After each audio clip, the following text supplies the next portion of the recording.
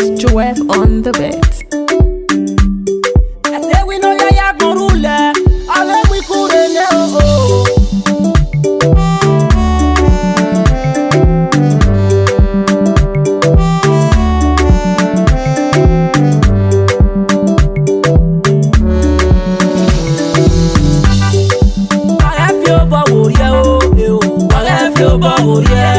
Esenuwaru ni yaku, parefi obo wurie.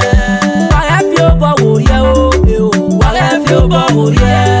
Esenuwaru ni yaku, parefi obo wurie. Ibi no saji, akumere na me ya lo o. Eyan yi seti mi o tu we kumbre, but I tell no you was yo. Tati, lanu ye rawe eniyan o. Esenuwaru ni yaku kiyan ni tati. Efi obo wurie. Me on severia, ere sonu e kawi obono. Awunya oniyan kuwe yese, tati o obi yen ri pawe. O tewo, agbe no wo mese. Agbo boge no pe no tete no wi wa ti a yaro ga yore. Omo yo won ba, eti no ya ma ya eni ka o. Owe ni geto si eni, osin asia, oya iye we yo ya. Stop money, one of Manchester. Esenuwaru, Esenuwaru kuba wurie. Esenuwaru tambe iyani no waya nyonya. Parefi obo wurie o, parefi obo wurie. Esenuwaru ni yaku, parefi obo wurie. Parefi obo wurie o, parefi obo wurie. Esenuwaru ni yaku. Parefi obo wurie. Yale ma weto, era me ni mose. Chris Oji one of loser pop. Atete we ni geto we o. Esenuwaru ni yaku. E Chris Oji na ni me wakana. Ene ya ye we pese we lockdown na. Ona ye mosu kwigo, ona ye ya we se de mani ye. Dati ekpolu we keri ere won o ya fun yo ni Yesu.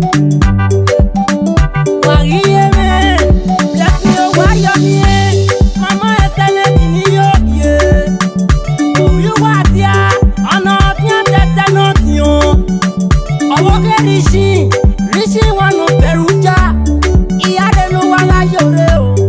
Atete we Esenuwaru, owe nu wala fi obo wurie o. Se ma poma, ama we na pa Esenuwaru. Editi ama reye ni ye, popularly known as Panetina. Mama Efe one of Paris. Atete we know you are here, awe Esenuwaru nu we fi obo wurie o. Parefi obo wurie o, parefi obo wurie. Esenuwaru ni yaku, parefi obo wurie. Parefi obo wurie o, parefi obo wurie. Esenuwaru ni yaku, parefi obo wurie. Waiye no kyo, waiye no kyo. Iye na kwa moya mu, iye na kwa wadosa oto. Iye na mayore koto wa. Mommy always say the lati. Don't ni me ga, Mrs. Eki adeto wa jae.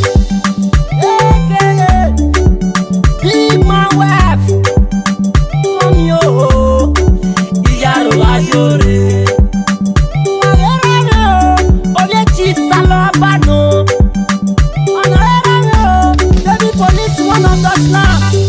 Atete know you are there, we your banu we unu we fi obo wurie o. Waliye nokye, awu wati ani atete. Ni atete noga, atete noko umogun no pe wore. Lawo wo ye me lanu ye la ye bi ase mogun o. Awo se mi omo ya, ni lega atete. Kate, me no se wi no ya kurule. Lawo wo mo mi.